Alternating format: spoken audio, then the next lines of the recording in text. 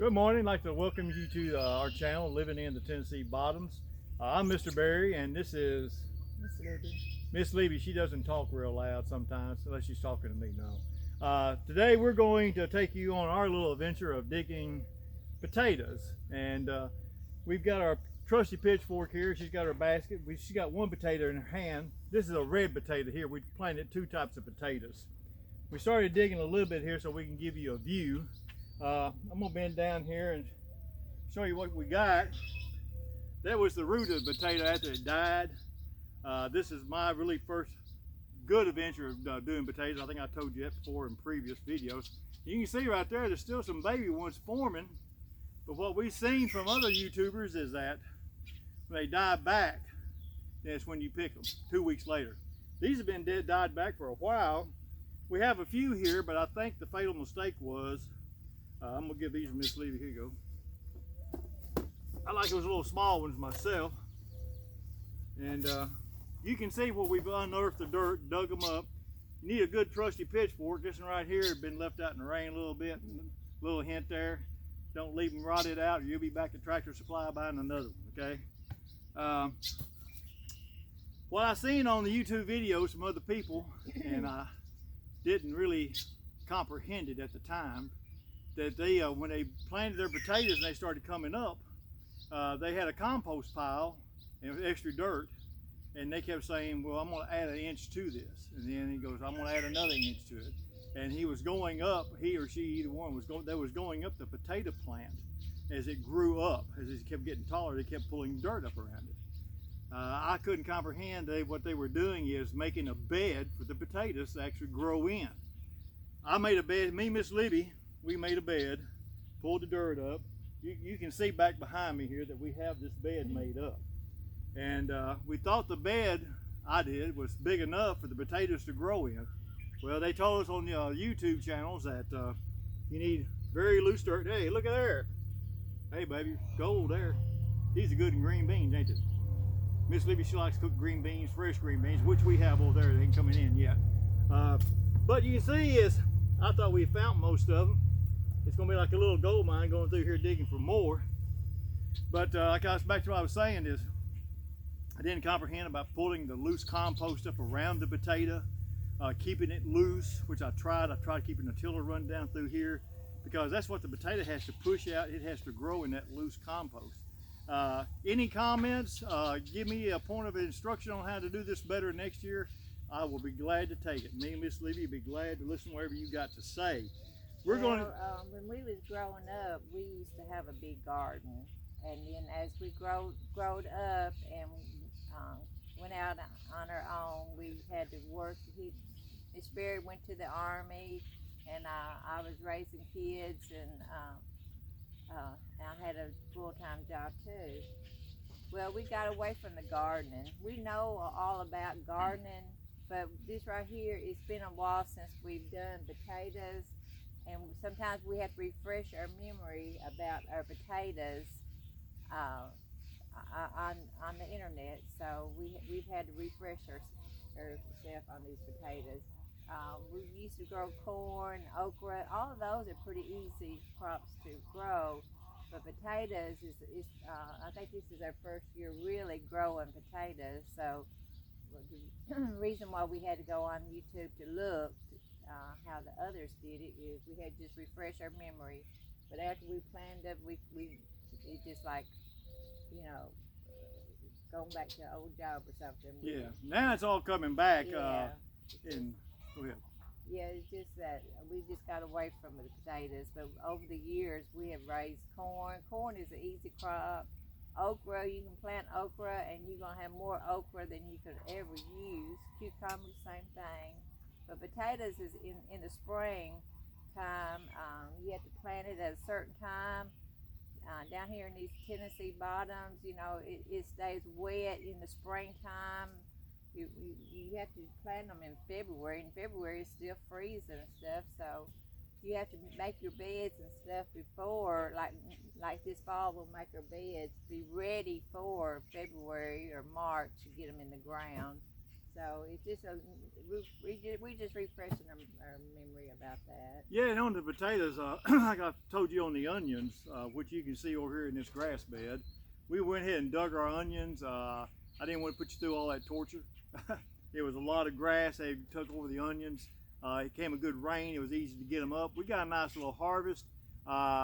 Instead of tying them up in the barn and keeping them all the rest of the year, Miss Libby likes to come out of the house onto the porch or right out next to the garage, and she's got a big tote like this basket here.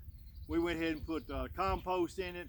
We took all the onions we dug up and we put them in that tote so she can just come out of the house and get them. We don't use them all by winter. I will take and pull them out, tie a string around, bundles up, and hang them in the barn.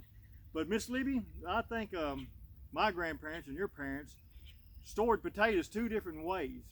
And I only remember one good time we stored potatoes. I'm gonna let Miss Libby tell you how their family done it, and I'll tell you how mine done it. Well, we had a storm house, and on top of the storm house, Daddy would dig. What's a storm house? A storm house, you go in when it's going to come big tornado storm coming up. Oh, okay. I was just doing it for our viewers because a lot of people out there don't know what a storm house is. The old timers, what they done a storm house, like Miss Libby's talking about, is you dug a hole in the ground, and what you do with it, Miss Libby? But I don't know. I've never watched them build a storm house. When we moved on these properties down here in the bottoms, when my daddy used to sharecrop, there was always a storm house on the property. But I'm talking about potatoes today. Well, I know you're talking about potatoes, but what a storm house is. I'm going to tell you how we store potatoes. Daddy would dig the dirt on the storm house, and he'd go down so far, and he put some toe sacks down, and he put potatoes, and we did our carrots that way too, and then he put another toe sack, and then he put dirt on top of it. All during the year, we would have potatoes and carrots. Even in the wintertime, Daddy would go out there and dig it. But that's how we used to store it. Yeah, we had a storm house, but we may have done this before we had our storm house. Is that what she's talking about on the storm house is you dig a hole in the ground, and all the dirt you take out of the ground, you lay on the side. Then we took whatever boards we had and you put down in the hole, make a square hole. Then they put tin on top of that. And then they would throw all that old dirt they dug out of the hole on top of the tin. And then you put a door on it, and when the storms came up down here in these Tennessee bottoms, you'd hit that storm house. Today, everybody's big and rich, and they got these ones you dig a hole. They're made out of fiberglass, they're made out of concrete. We didn't have that back in those days. And that's what she was talking about. On top of that storm house, it was like this much dirt or more. Then her parents would dig on top of that storm house, pull the dirt back, lay the potatoes, lay the toe sacks down first. They're like burlap sacks. Lay them down, put the potatoes and carrots on, and cover them back up, and they could go out all winter long. And I personally haven't never done that. I just seen my daddy doing that, so I don't know if he would put lime down or not.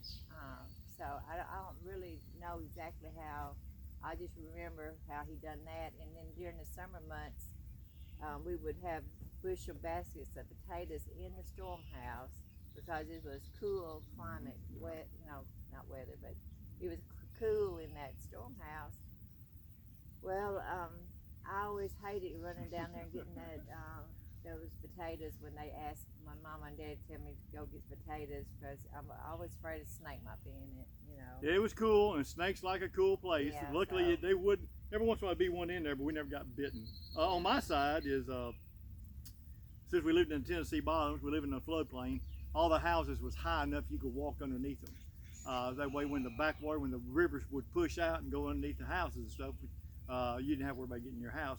What my grandparents did is they would take black plastic, and lo and behold, I don't know where they got it back in because it didn't come cheap. They would take and wrap plastic around the poles underneath the house and make like a little room. Then they put plastic on the ground, like Miss Libby said about the lime. I remember, I was a small child, I remember them throwing looked like lime out on the black plastic, and then they just spreaded the potatoes all over the black plastic. I think the lime kept bugs, mice, other things away. And then all winter, we could go underneath the house and get potatoes. Me and Miss Libby ain't gonna do that. We're gonna dig these puppies, we're gonna take them in the house, and we're gonna eat them. Yeah. So that being said, Miss Libby, you got anything else we need to talk about before we show you? We're going to show you. We're going to do some digging here just in a second. Yeah, these potatoes right here, these small ones, you know, are really good to put in green beans or soups and stuff. But these other ones, they'd be good to make fried potatoes, onions. Yeah. And, Yeah, Miss Libby can make potatoes. some good green beans with the. They call them what? Are they young potatoes? What do they call them? New potatoes. New potatoes. New potatoes. That's what they call them. New potatoes. Yeah. You hear anybody ever talk about new potatoes and green beans? That's what that is. So holding one of them little bitty ones up. It's one of the small ones. See how little that puppy area is? You still can use that. You can still use it. Well, right here, half of them is ready to be dug, but you see at the very end, I don't know if the camera's picking it up or not, those are not quite ready to be dug. So because you have to let them you have to let the vines die down. So from here to where the potatoes are down there, we'll have to dig this right here, but the rest of them we'll have to wait maybe 2 more weeks on that probably. And for all you people out there who know about potatoes, this is what I don't understand. See these red potatoes here? They're the nice one there. All these plants, both of these was planted at the same time. Same dirt, same spot, same fertilizer, wherever we give them. Red potatoes, white potatoes. The potato plants was bought at the same place. We bought them at Pennington Seed. Yeah, Pennington Seed here in Dyersburg. Oops, anyway. But we tried buying some from Tractor Supply, and it really didn't work out real well, you know. Yeah. So they was planted at the same time. The white potatoes haven't died back yet. These have been died back now for, I say, 3 weeks almost. We haven't had time to dig them. We're just now getting a chance. So why did the red potatoes die back first before the white potatoes? Was these still producing? Because I see baby potatoes on the bottom of the roots. You can see right here on this root right here. See, there's a small one there, small, and there's one there. We got bigger ones. We may be digging too soon. I do not know. We'll find out about the white potatoes, but give us a comment on what you think and what you know. We appreciate it. So you ready to do some more digging or what? Yeah. This right here, Mr. Barry, he has worked all his life from 3 o'clock in the morning to about 6 o'clock at night. So he's never been able to enjoy planting a garden, you know. So this right here is, we just kind of, he's semi-retired, I'm semi-retired, and we're just really getting back into gardening, you know. So well, I know we're about. I'm sorry, Miss Libby. I didn't mean.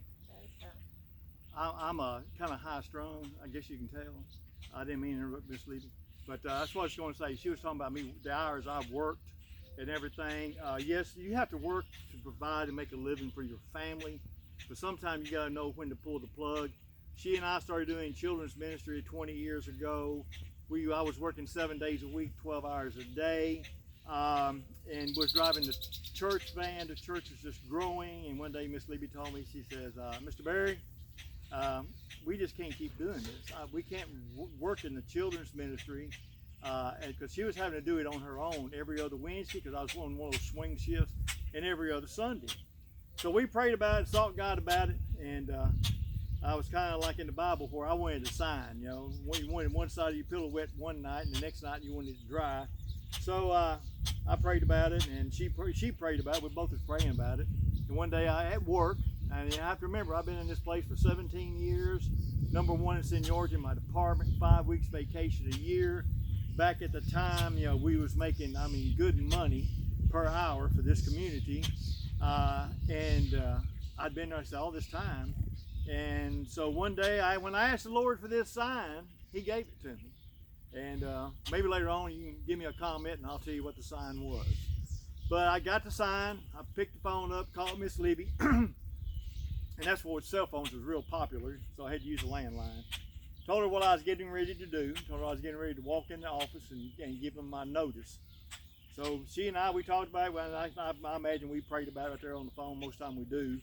And I went in the office and I gave them a 3-month notice, because that's the date that God told me to give them on the notice. And when I walked out of that building, after being there 17 going on 18 years, let me tell you, it will literally almost take your breath. Even though you feel you're in God's plan, you're doing His will, you got to step out on that leap of faith. And we've never looked back, have we? He has opened doors of opportunity left and right. Doesn't mean that we didn't struggle a few times, but that's part of growing in your faith, growing in the Lord, growing in your own personal life. There's going to be struggles. If everything was uphill, everybody, I mean, just peaches and cream, everybody would be willing to do what? No, I just said we done. And I know other people do the same thing. Yeah, but always listen to the Lord. He'll direct your path. You can't go wrong with it. And just wanted to give you a little tidbit this morning because we wasn't planning on it. We're supposed to be digging potatoes. But anytime we can give a shout out for the good Lord, we do. So, Miss Libby, are we ready to move forward? Yeah. Okay, all right. Okay, you can see right here we've got these. I'm going to put this pitchfork in the ground. Step out of the way here in a minute. I'm hoping you can see where I'm at. I may have to move the camera forward. We're not going to dig all these and make you sit through all of them. But look at that right there. Can you see that? Can you see those potatoes right there? Let me walk up a little bit. See that? That was my first clump of dirt I dug up. Yeah, we've got a bunch of baby ones in there too. So we're going to finish digging the potatoes. I'm getting out of the camera side here. And we do have microphones, and I do promise you, and I do keep my promises. We are going to. I've got them charged up. I ain't got them synced into our phones yet, but we're going to get them synced in. When we get done digging, Miss Libby will show you our basket full. Miss Libby, don't fall over there. Oh, you ready? Yeah. Okay. Are we going to do all this, or you want to? No, we're going to go ahead and pause, and we're probably going to just stop this one particular video when we get them all done. When Miss Libby gets up to the house, she will show you the potatoes, how much we got, and everything. I made you go ahead. We'll be using these potatoes in some of the recipes we'll be cooking. Yes, Miss Libby, like I said a while ago, she was talking about fried potatoes and onions. If you're not from the South and you've never had fried potatoes and onions cooked together, you're missing out. Yeah. The new potatoes with the green beans. Our green beans is not ready yet, but Miss Libby, she does a lot of cooking. Her part of the page is her recipes. So just tune in to Living in Tennessee Bottoms. You'll see Miss Libby's recipes. I've told you about them every video we do. I tried to give a plug on it because it's some good stuff. Miss Libby, you have anything you want to say before we close? If you don't mind, just like and subscribe. It will help us out a lot. It don't cost y'all anything, but we sure would like for you to do that for us if you don't mind. Appreciate it. Like I said, she said like it, subscribe it. We appreciate you tuning in. We appreciate your time and everything. Hope we showed you something other you maybe didn't know. But tune in later on and we'll show you that bumper crop harvest we got. Make sure if you have those comments about the difference between these potatoes, we appreciate it. Y'all have a blessed day.